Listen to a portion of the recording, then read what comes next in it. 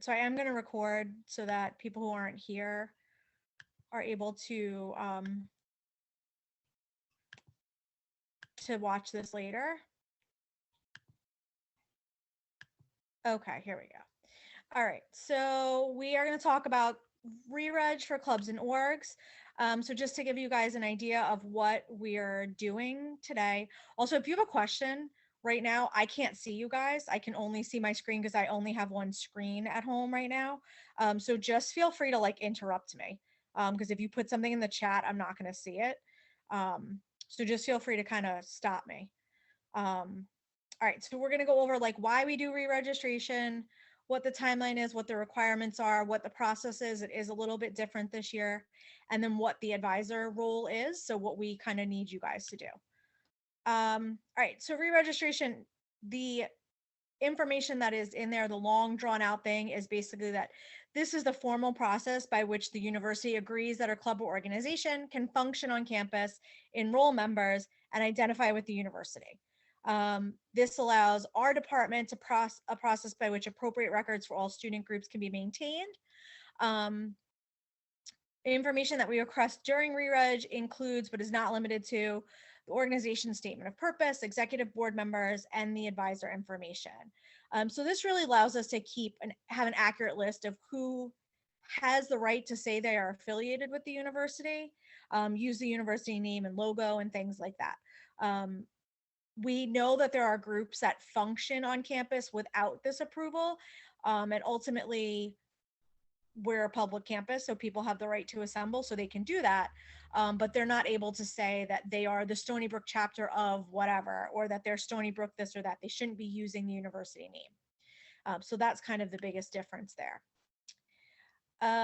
So this year, re-reg is in 2 steps. So the first step is the EBoard update form. That is available now. It opened up April 15th at 8 o'clock, and it's going to close May 24th at 8 a.m. So all we're asking for during this step is information about the executive board. Who's your president, vice president, secretary, treasurer, and your event coordinator, and who is the advisor? Question. Yep. So if students don't know who are going to be their EBoard in the fall yet, should they fill out the update form, or do they have to fill out the update form? Can they wait to do the re-registration form? So most groups should be having elections right now if they haven't already had them. Yeah. So it's specifically Korean Life. They don't have their new EBoard members in place yet. Okay. Have them send us an email, because we're going to have to figure out what we do with them, because ultimately we need someone that we can contact over the summer, because what happens a lot of times is that we then don't have a contact. We will have a late registration period, right? So I'll get to that in a few minutes. But the way this is going to work this year is we're going to do the EBoard update form now. So our expectation. Oh, we just lost you, Melissa. We just lost your audio.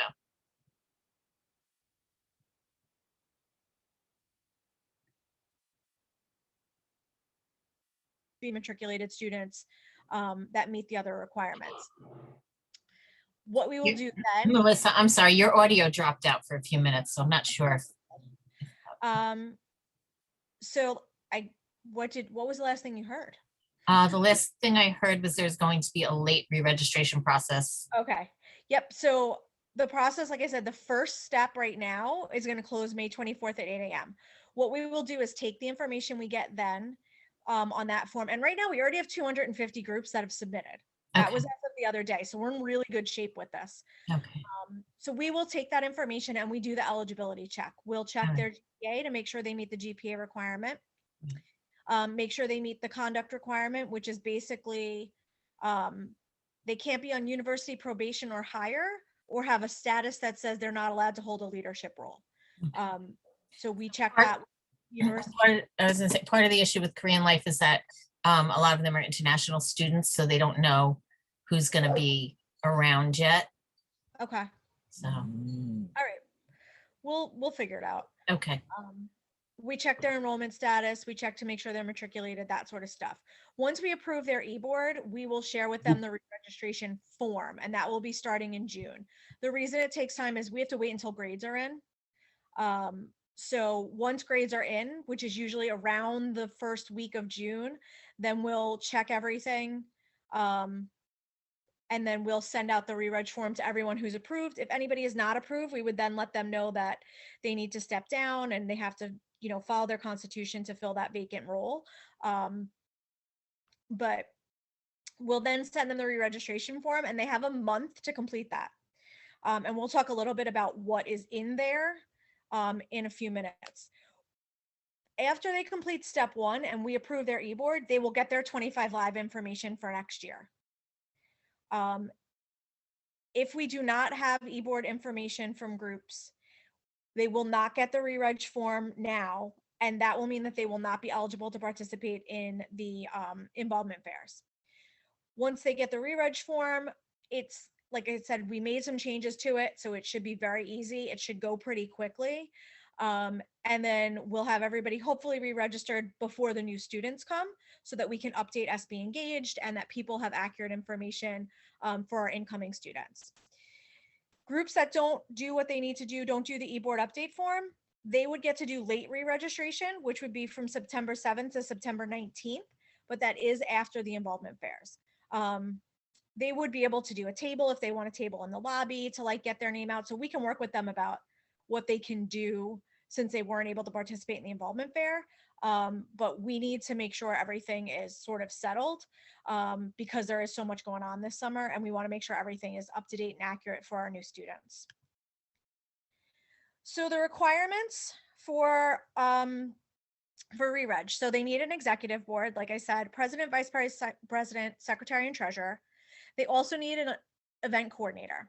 So the event coordinator does not need to meet the GPA requirements that the other 4 people meet. So the top 4, which is the president, vice president, secretary, and treasurer, do need to meet a minimum GPA requirement. And they also need to be the correct level. So if it's an undergraduate group, they need to be undergraduate students. If it's a graduate org, they need to be graduate students. The event coordinator is separate in that anyone in the organization can be an event coordinator. We don't check their GPA. It's a nice way for students who maybe are a little bit under the GPA requirement, or a grad who's really involved in an undergrad group to hold some sort of leadership role. But we don't hold them to the same standards. And then there are some groups that have additional requirements, whether it's from us or their national organizations. They would need to have those that information submitted to us as well. The minimum GPA and status. So for undergrad organizations, they have to meet a 2.25 GPA, and they need to be undergraduate students. For FNS, they need to meet a 2.5 GPA, and they should also be undergraduate students. And for graduate orgs, they need to be 3.0, and they need to be graduate students. The only other status requirement is that they do need to be matriculated and working towards a degree. Part-time, full-time, that doesn't matter to us as long as they are matriculated and they're working towards what they need to do to graduate. We talked about the conduct requirement. So university probation or higher, or something restricting participation in a club or restricting holding a leadership position would disqualify them from being in an e-board role. They do need to have a faculty staff advisor that is a employee of the university who will need to complete the advisor re-registration form, which I'll talk about with you guys in just a few minutes. They need to have a statement of purpose and a constitution, right? So that is something that they have to do in order to be an organization, period. And they need to have a club email address. So we keep that record of club email addresses so that we have a consistent email address year to year. That's the email address that's linked to their 25 Live account. So we don't accept personal e-boards for that because that person may leave and then all of the information goes with them. All right. So one of the things we consistently heard from our students was that the ReReg form was too long. and that it took too long and that they were not happy. So we made some changes for this upcoming year. So we removed a lot of the information that we weren't doing anything with. So there was information in the ReReg form that we had been asked to collect by different areas that really wasn't being used. So we've taken all of that out. There's no more information about bank accounts. There's no more information about clubs and volunteers, coaches and volunteers, except for, do you have one? And if you do, make sure you fill out this form. A lot of the extraneous stuff we were able to take out. So the form itself shouldn't take any more than about 10 minutes to complete. So hopefully that will be a welcome step for our students. And then this year we're doing pre-approvals of the constitutions. So one of the things that took the longest for us to get approved was the constitutions. Even though we have a model that we asked the students to follow, there was a lot of things in the constitutions that needed to be changed or were missing or whatever. And that was the one thing that was taking a really long time and holding people up. So if your group hasn't submitted, they should have shared their up-to-date constitution with their program advisor or just with our general student engagement email box. And then we will share it with the right person in order to get that approved. So they won't have to upload that into their ReReg form anymore. We're taking care of that and making sure the accurate approved one is up on the SB Engaged page. And we're going to make sure that's done as soon as we can. If they don't do it prior to that, then they will have to do it during the ReReg process, and then it may take longer to get approved. But if they've done what they need to do, they may already have an approved constitution, which would be a huge time saver. And we're also doing approvals on a rolling basis. So as soon as we send the form out as they come in, we will do those as we can. We don't know what our summer staff is going to look like, so we're trying to make sure that we have as much done in advance as we can so that we're not held up over the summer. Questions up to here? Can you guys still hear me, or am I frozen? Yeah, we could hear you. Okay, thank you. All right, so what's the process? So we're going to complete the form through SB Engage. The actual form of the process is no different than it's been in the past, and we will send full explicit instructions on how to do that to the organizations when the form is available. They're going to do one per organization, and the person who completes the form is the only one who could change it. That is a system thing. So if I submit the form and it gets denied for some reason, I am the only one who can make any changes to it. So we are going to work to make the form eligible only to the people who are on that EBoard form, so that we know there are people who are with the group for next year and there's not, random people filling it out. We very often find that the form is denied at least once, if not more than once. So the sooner the groups get it in, the better. And as I said before, we're going to be approving them on a rolling basis, but EBoards can't be approved until after we have spring 2021 grades and the conduct status is checked. So we're going to work to do that as soon as possible. We rely on other offices to do that for us. So we have someone who we work with that does the grade check, and we work with community standards to do the conduct check. So it's really, we're kind of at their mercy. So we send them the information as quickly as we can, and then we have to wait for them to send it back to us. So it may take a little bit of time, but we will get it done as soon as we are able to. So what you'll need to do as an advisor is pretty easy. Once we get the information, we will share with you the ReRegistration advisor form. It's just going to ask you for some contact info, what groups you advise. You will only have to do one. If you advise multiple groups, I think it's up to, I want to say we did up to 5 groups that you can select on each form. So if you have more than 5 groups, then you will have to do more than one, but most people don't have that. We'll send it to you via email, but we'll also have it available on SB Engaged. That is really the only thing you as an advisor have to actually do. We want to make sure we have the right advisors with the right groups. We want to make sure we have your right contact information and all of that. So we want to get that directly from you. And that's also your agreement that you are willing to serve as the advisor. We sometimes have students who submit names, and when I reach out to the advisors, they're like, I never said I would do that. So we want to make sure you are aware of what you're being asked to do. Check in with your club would be hugely helpful. So have they held their elections and submitted their form? If not, when are they planning to do it? All of the information that I've shared with you guys was sent to them in an email, and I forwarded that to you guys also, so they have it. But just making sure that they're aware. And Mel, who works with me, has been really sending reminders saying like, hey, we don't have your update form yet. Make sure you're doing this. So we will continue to do that on a weekly basis. But if you check in with them, it often helps. When you check in with them, asking if they've submitted their constitution, and if they haven't, send it to us at either at their program advisor or to the student engagement email. And just talking with them about who's responsible for the group over the summer. We want to make sure we have a go-to person, and that is one of the questions on the eBoard form that they're filling out is, are you the person for us to contact over the summer? But just so they know who, like, and maybe you know if you need to get in contact with them. So that's it. That is what your, I don't want to say requirements, but that's what that's kind of the whole thing, really.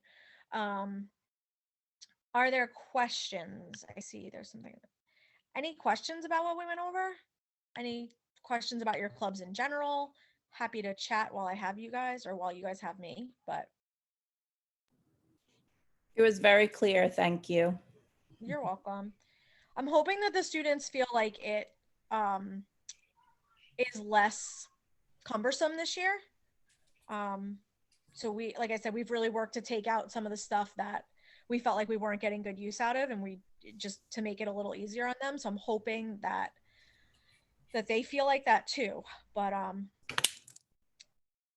anything else? Any other questions or anything else you guys wanted to chat about?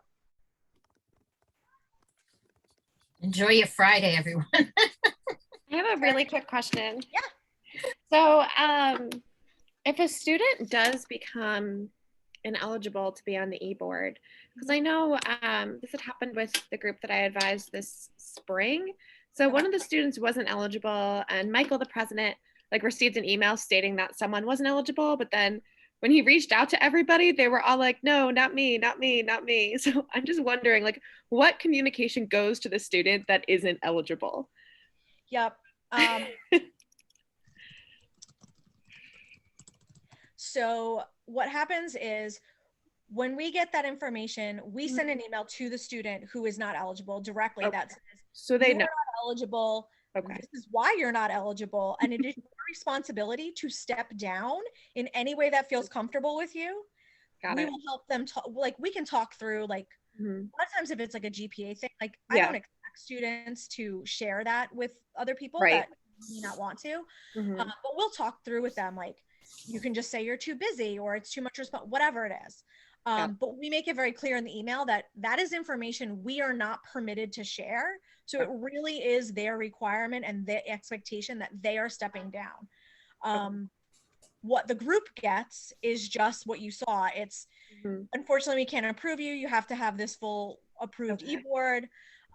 Please talk to your members and whatever. And we do occasionally have people who don't want to own up to it. And then it becomes a whole big back and forth. And eventually we typically get the person to find a way to step down that is comfortable for them.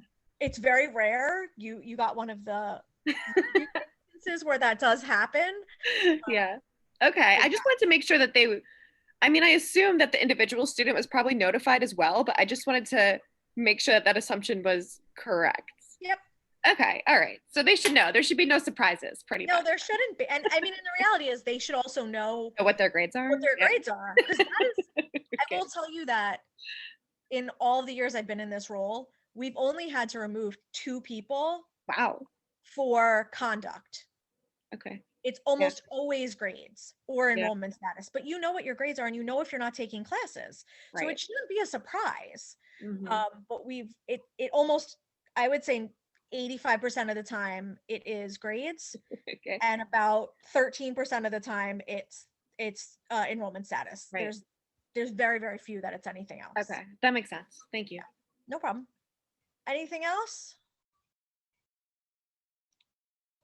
All right. I am going to stop